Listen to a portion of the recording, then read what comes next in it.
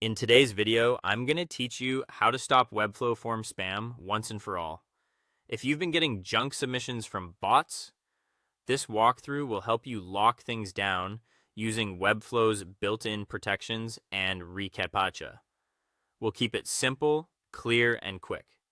First, open Webflow and head to your site's dashboard.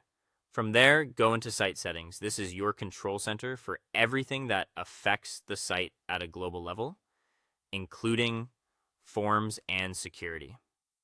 It's the right place to make changes that apply across all pages and collections. Inside Site Settings, navigate to the Apps and Integrations section. Think of this as the integrations hub. It's where Webflow centralizes connections to third-party services and adds features that enhance your site's forms, analytics, and security. You'll find the tools you need to reduce spam right here. Now, enable the option that says bots are being blocked and spam is being filtered.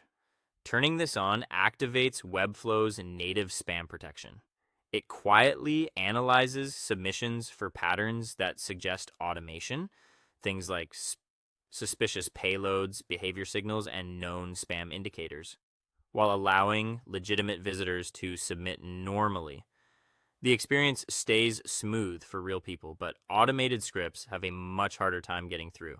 This filter is lightweight, safe to keep on permanently, and a great first line of defense. Next, click Register for a new key for the reCAPTCHA. This takes you to Google's reCAPTCHA setup page, where you'll create keys that identify your site. You'll provide a label to recognize the project later, add your domain, and choose the reCAPTCHA type you prefer.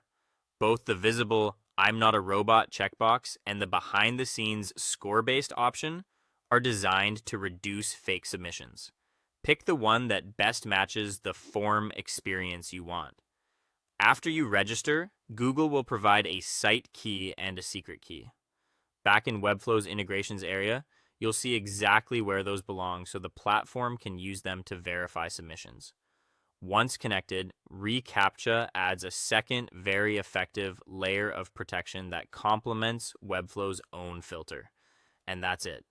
By turning on Webflow's spam filtering and registering reCAPTCHA keys, you've established two strong barriers that dramatically cut bot traffic while keeping forms easy for real users.